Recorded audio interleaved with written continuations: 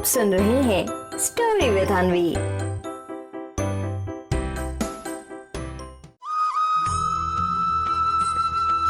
हरे कृष्णा हरे कृष्णा।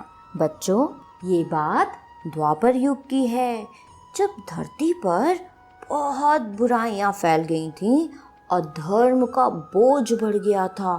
चारों तरफ सिर्फ और सिर्फ बुराइयां फैली हुई थीं। राक्षसों ने धरती पर हाहाकार मचा रखा था।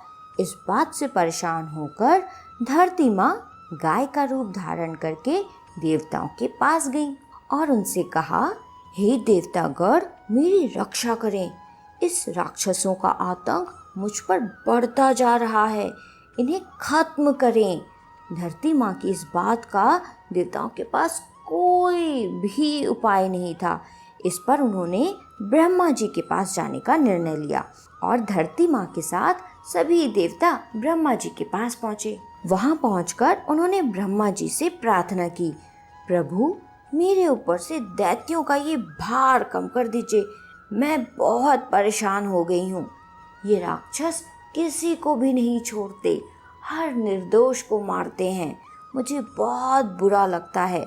धरती माँ की बात सुनकर ब्रह्मा जी ने उनकी तरफ देखा और कहा, इसका उपाय सिर्फ भगवान विष्णु कर सकते हैं। देवी, आप उन्हीं के पास जाइए। ब्रह्मा जी की बात मानकर उनके साथ धरती माँ और बाकी सभी देवतागण भी भगवान विष्णु के घर क्षीर सागर पहुँचे। उस समय भगवान विष्णु शेषनाग के ऊपर लेटकर आराम कर रहे थे। वहाँ पहुँचकर सभी ने उन्हें प्रणाम किया और पूरी कहानी बताई। पूरी कहानी सुनकर भगवान विष्णु ने कहा, हे देवी, आप परेशान ना हो।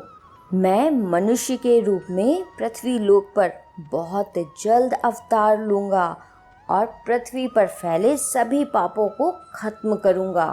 उनकी ये बात सुनकर धरती माँ बहुत खुश हुई और फिर वो वहाँ से चली गई।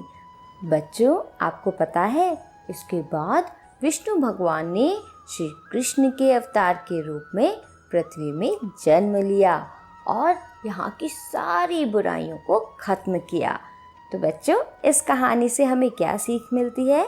इस कहानी से हमें ये सीख मिलती है कि कोई कितनी भी बुराई करता जाए, लेकिन कभी ना कभी उसकी इन बुराइयों का अंत होता ही है।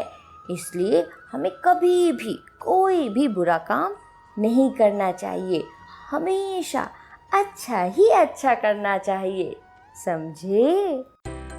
आप सुन रहे थे स्टोरी विद अनवी के साथ।